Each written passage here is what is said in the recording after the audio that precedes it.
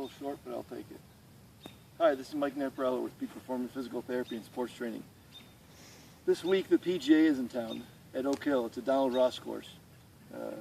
I'm at Durand Eastman here, pretty much in my backyard up in the tip of Rochester above Irondequoit, and it's just a stone's throw away from my house, so this is the place where I play most often. This week we talked a little bit on the show about the golf swing, and we talked about a friend of my son's that I watched play, and he was talking about his golf pro, working with him because he tended to slide too much. And so his pro was working on drills to try and help him to stop sliding so much. We call that the frontal plane.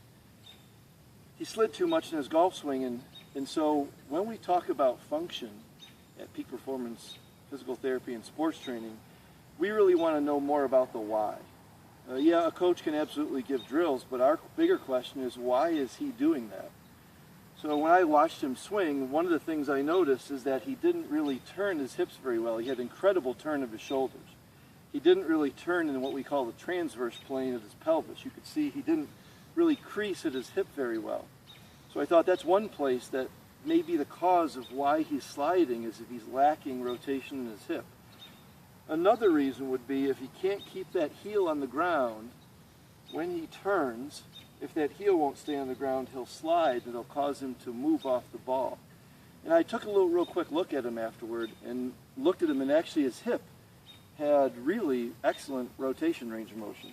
He could walk that pelvis around, and he had rotation. What he really lacked was that ability to keep that heel in. And so I would submit that he could have that coach do all sorts of drills working on trying to get him to stay centered over the ball and not move his pelvis, but ultimately the real cause was he's got some limited motion. He's got some lack of motion and lack of strength and control to be able to spin his body and still keep the inside edge of that heel on the ground and not roll up. And until that gets fixed, I'm going to bet that those drills just aren't quite as successful as he'd like them to be.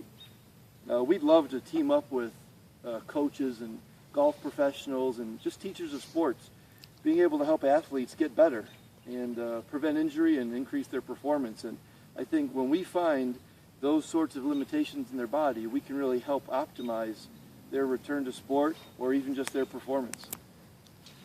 So that's our tip for the week at Peak Performance Physical Therapy and Sports Training. And enjoy the golf.